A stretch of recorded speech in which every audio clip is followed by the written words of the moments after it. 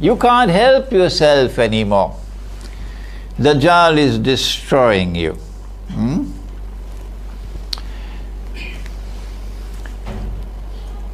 When you cannot get satisfaction, sexual satisfaction, with one woman, you try 10, you try 20, you try, what's his name now? Magic Johnson?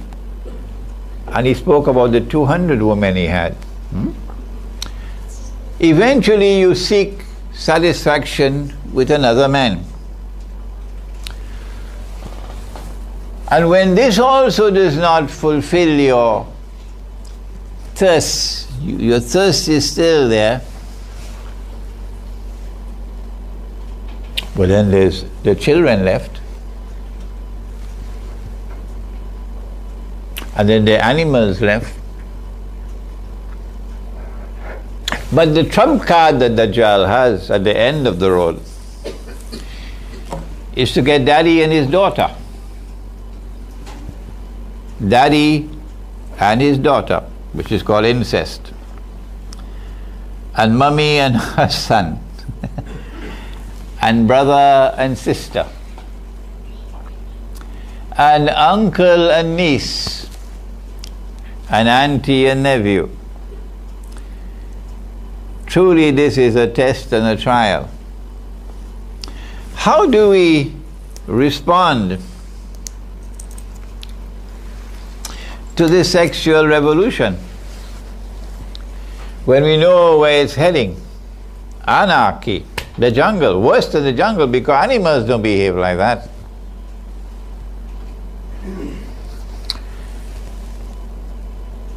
Allah commands in the Quran, Ku anfusakum wa ahlikum nara.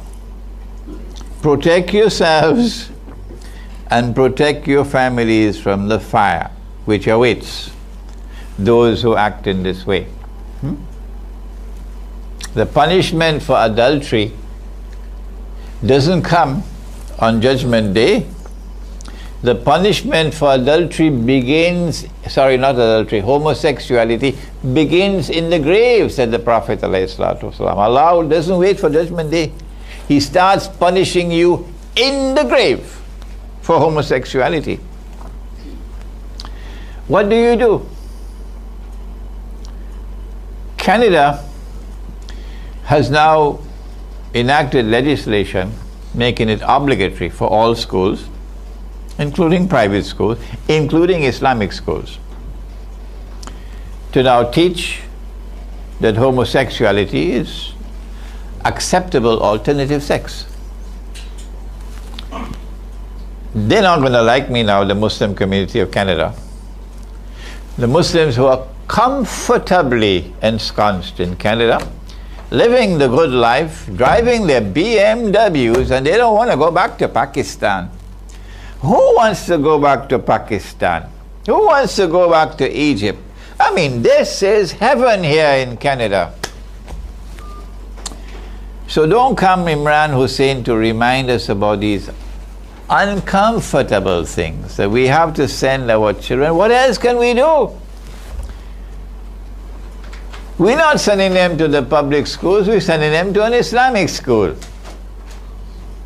But now the Islamic school by law is required to teach that a man marrying another man is something that is acceptable.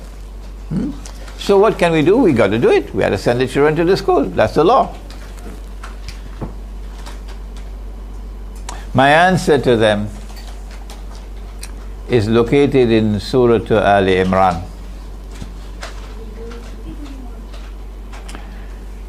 That the angels are taking people into Jahannam. But the angels pause while taking them into Jahannam to ask them, Fima kuntum? What went wrong? Asked the angels. How come you landed yourself in this mess?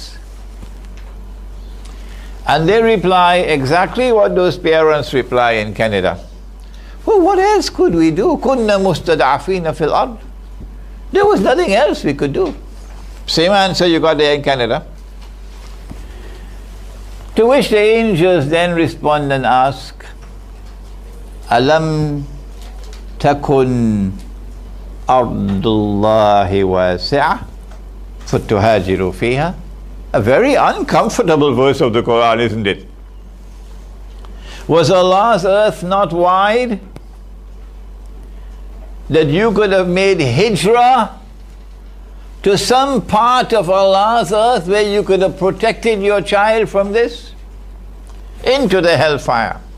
That answer will not suffice to save you from the punishment of Allah.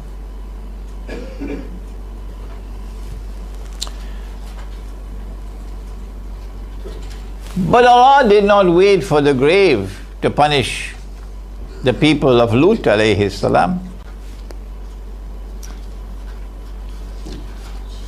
The people of Lut alayhi salam were practicing homosexuality.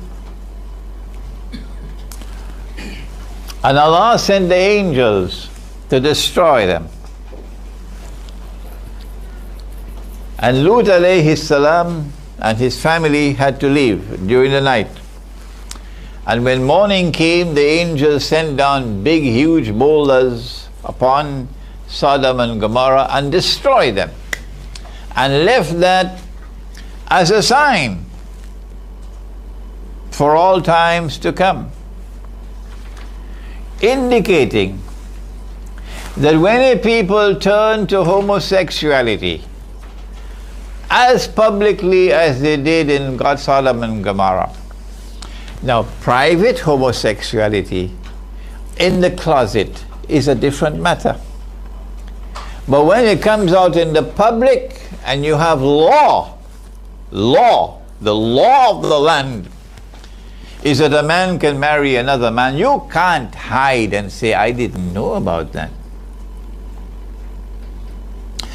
When you do that publicly, and this is what is now happening around the world, as Gog and Magog engage in fasad, sexual fasad, around the world legislation is coming now. And if you do not submit and have legislation allowing the legalization of homosexuality, guess what's going to happen to your money? They will attack your money. That's what happened in the Venezuelan Bolivar, because Maduro and before him Chavez would not bow to the Zionists.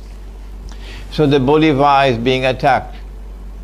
If Venezuela had used gold and silver coins as money, they would not be vulnerable to that attack. And as the Bolivar, the Venezuelan Bolivar is attacked and it falls in value, the concomitant result is rising prices. It's called inflation.